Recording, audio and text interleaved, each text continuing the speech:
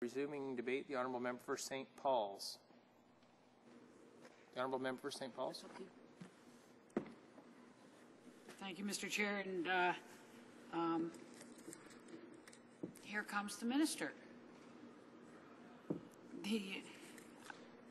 I'd like to follow up on a question from the member from Timiskaming, James Bay, on the main estimates, where he supplied the Minister with the answer that the sunsetting of targeted funding to improve First Nations education had revealed a decrease of $133.4 million. If the department is expecting to save $133.4 million this year alone from sunsetting First Nations education, and is receiving only $40 million per year to replace those investments, is in budget 2015, is that not a cut? The Honourable Minister. Mr. Chair, what is important to recall is that there is in the budget an increase to the overall budget of this department. As for education, I have explained that the estimates is not the last word. There will be further supplementary estimates during the year, and during those we will address the issue of those sunsetting programs that can be renewed. But these decisions, of course, are subject to the government and cabinet making those decisions. The Honourable Members for St. Paul's. Thank you, Mr. Chair. So budget 2015 put $200 million over 5 years, starting in 2015-16, for the First Nations Student Success Program and the Education Partnerships Program.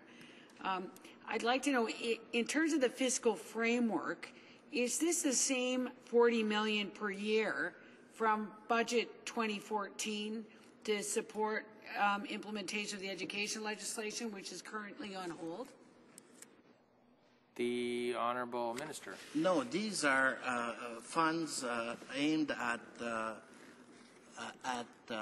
continuing the school initiative programs that sunsetted March 31st, and that's what this money is intended for. The Honourable Member for St. Paul's.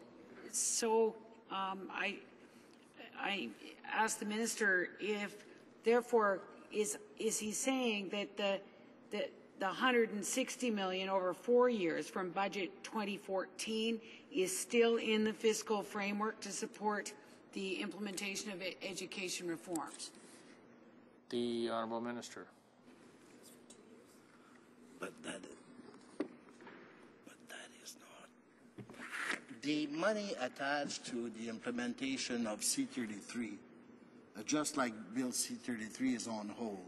So the $200 million that was in this, which is not reflected in the estimates because it's an economic Plan 2015 measure, will have to be accessed through supplementary estimates, Mr. Chair. The Honourable Member St. Paul's. So is the $1.25 billion in core funding over 3 years in budget 2014 that was to close the funding gap between First Nation schools and those run by the provinces, is that still in the fiscal framework? Minister.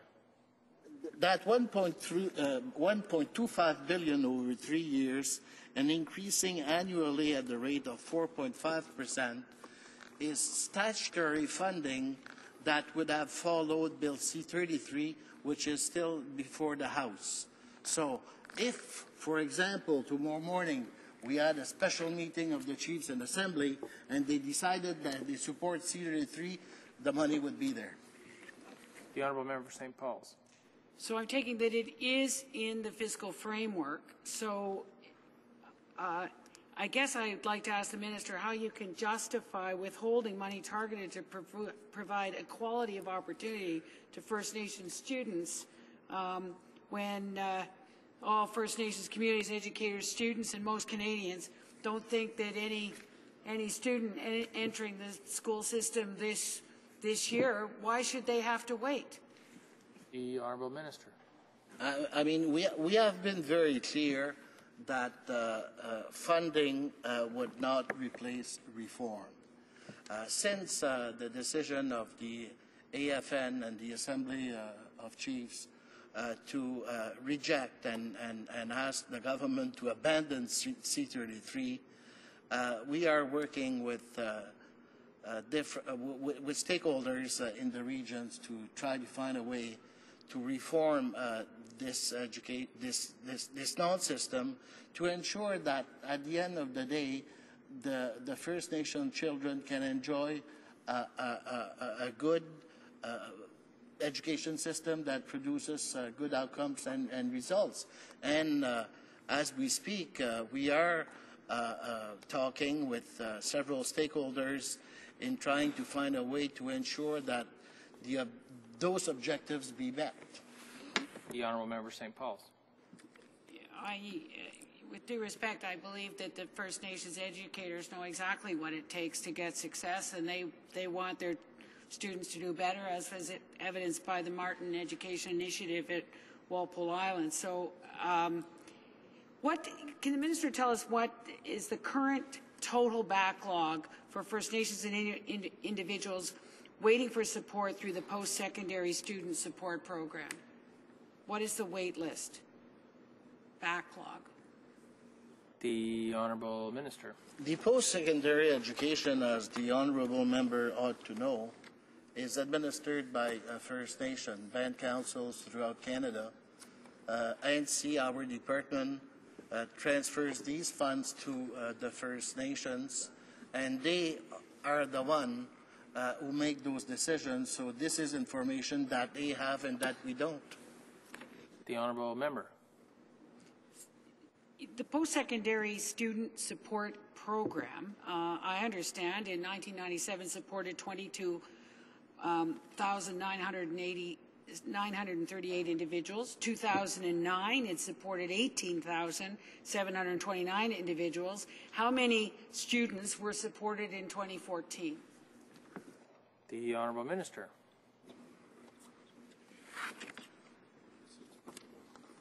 Mr.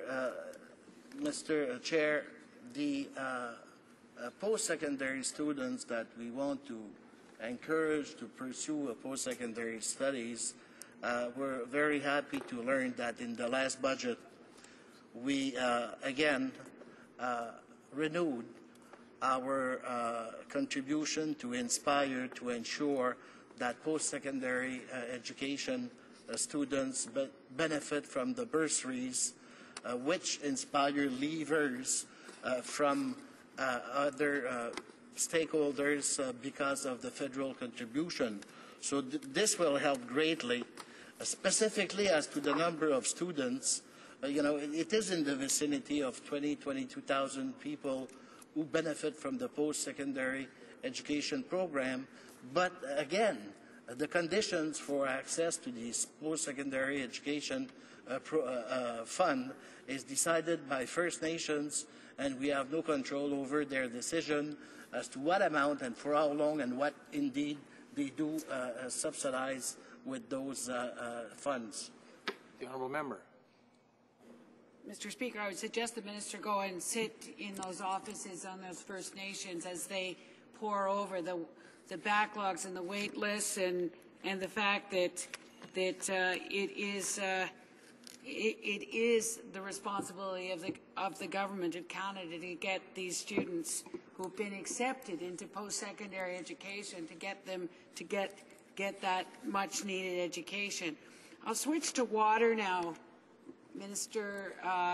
The government in 2011, the National Assessment of First Nations water and wastewater system indicated that the infrastructure was in a crisis, identified the need for immediate additional investment of $1.2 billion to meet the existing protocols. How much of that $1.2 billion of additional required funding has been allocated and how much has been spent? The Honourable Minister. Just quickly on the issue of education, I will point to the honourable member that since we took office, we have increased funding for education by some 25%, an unprecedented amount in this country. On the issue of water and wastewater, from 2006 to 2014, our government has invested approximately $3 billion to support First Nation communities in managing their water and wastewater infrastructure. We are delivering on our commitment to extend the First Nation Water and Wastewater Action Plan with further investment of $323 million over 2 years that began in the last fiscal year and that will continue in 2015-16, Mr. Chair. The honourable member. Unfortunately, like so many areas, the amount that's being spent and the results that are being achieved are problematic on First Nations. So the most recent departmental performance report, March 31st, 2014, only 42% of First Nations drinking water systems achieved a low-risk rating. On page 54 of this year's plans and priorities, the government will declare victory if 54%, roughly half, of First Nations drinking water systems are low risk by 2019. How can the minister justify leaving half of First Nations drinking water systems at medium or high risk 4 years from now? The honourable minister. You know, this is certainly a difference from the previous government of which he was a member that obviously left all of those First Nations without the proper water system. Our action plan is a long-term plan. There are several pillars to it, and it is being funded at an unprecedented rate by this government. And as indicated in the estimates this year, we will continue with delivering this action plan for water and wastewater, along with the development of regulation with First Nations across Canada to ensure that for the first time they enjoy standards that protect their potable water and their, just like other Canadians take for granted every day. The honourable member for St. Paul's. Unfortunately, First Nations find a bill that says thou shalt have clean drinking water and then no funds or resources to make it happen is a cynical approach. Budget 2014 actually reduced the previous funding levels for the First Nations Water and Wastewater Action Plan by $7 million over 2 years. Is that correct? The honourable minister. Again, this is a sunsetter that was in fact renewed. But, you know, in terms of progress, I would like the honourable member to know that as a result of the latest inspection on the annual performance, the inspection cycle showed that the number of water systems rated as high risk has decreased by some 9% from 206 to 127. So significant progress are being made, Mr. Chair, and we will continue in that direction with the investments that are earmarked in these estimates. The honourable member of St. Paul's. Mr. Chair, I want to know if the minister understands that on March 31st, 2015, there were 135 drinking water advisories in effect in 90 First Nation communities across Canada, excluding British Columbia. There were 35 water advisories in BC First Nations as of January this year. Does the minister understand that we are talking about real people who are too often living in third world conditions right here in Canada? And when will we see a strategy when 100% of First Nations homes and 100% of the communities will have clean drinking water? The honourable minister, the last answer. Mr. Chair, the fact of the matter is that many First Nation communities face the same challenges in providing access to safe drinking water as do other small, remote or isolated communities, such as difficulties in finding and retaining qualified water treatment plant operators.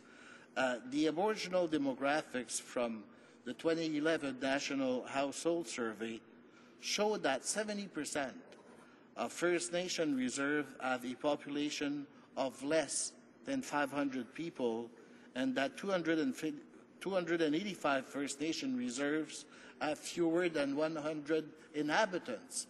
So that's why, being reasonable, we have this long-term action plan that is, in effect, the amount of funds invested into water and wastewater is unprecedented.